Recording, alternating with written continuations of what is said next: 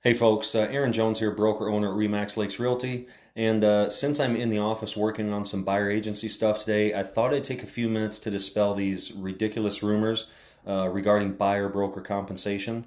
Leave it to the media over the last few months to spit out a bunch of misinformation, and then of course leave it to the lawsuit, and in time the DOJ to interfere with the process that has been working in our industry for years and years.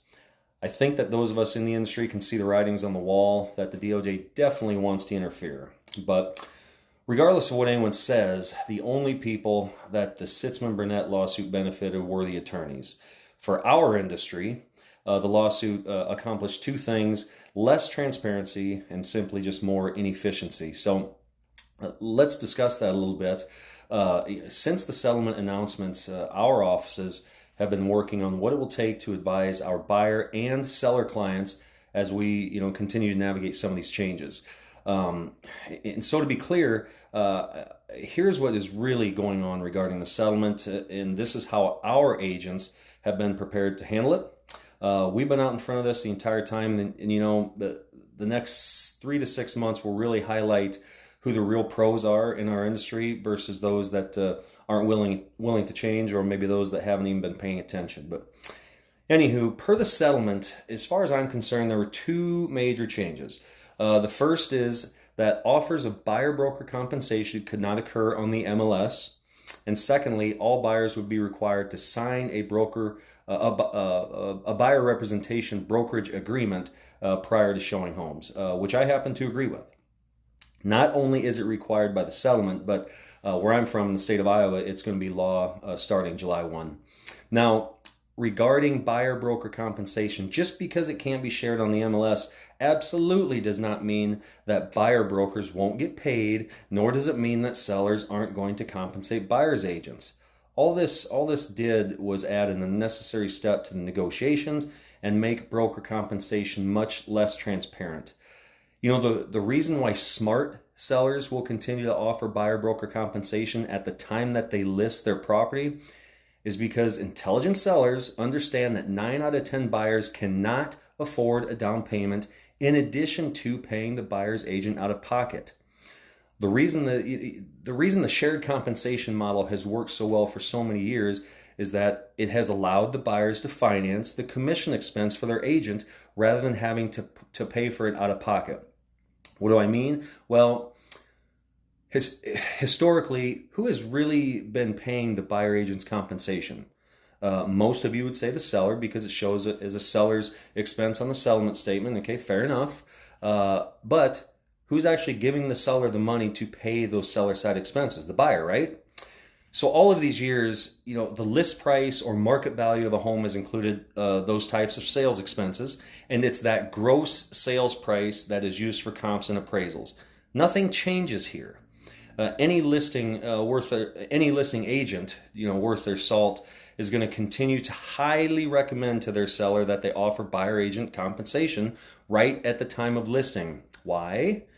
Because if they don't, they immediately shrink their buyer pool to cash buyers.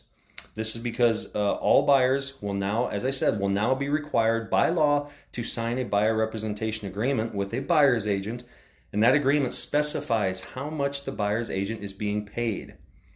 That agreement, at least in the agreement our attorney has made for our office, also states that the buyer's agent will do everything in their power to negotiate that the seller shall agree to allow the buyer's agent's commission to be paid through the settlement of the transaction as a seller's expense on the settlement statement, but funded by the buyer. This is between the buyer and seller. And this is what we've always done. And if the seller does not agree to do so, then the buyer will likely just have to walk and move on to the next property. So it's really as simple as that. I do think that it may prove to be difficult for listing agents to even want to take listings where buyer broker compensation is not offered, because how difficult are those listings going to be to sell, right?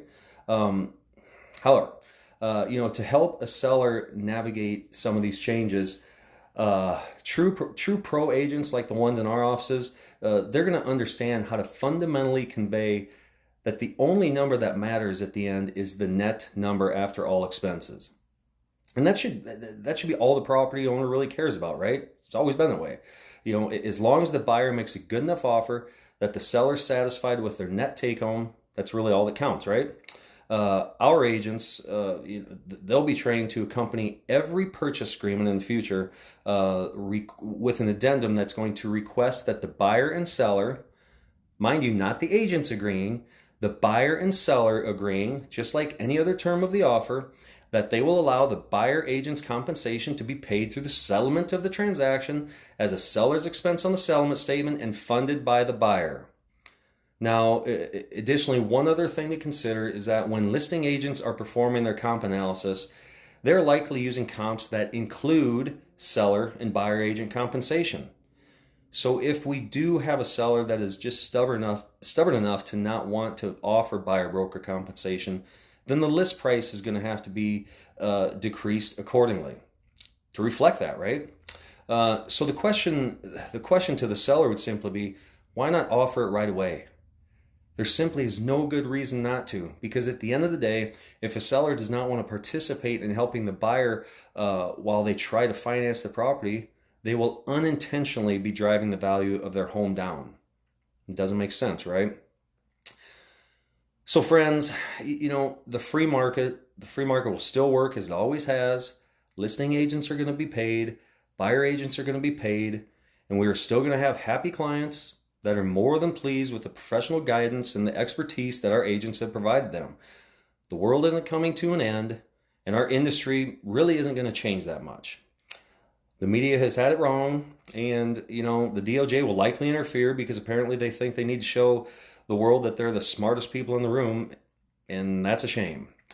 They'll just continue to make things more difficult for buyers, sellers, and the industry. But I'm confident that at the end of the day, the free market will win. So would love to hear what you guys think. Please like, share, comment. Would love to hear from you.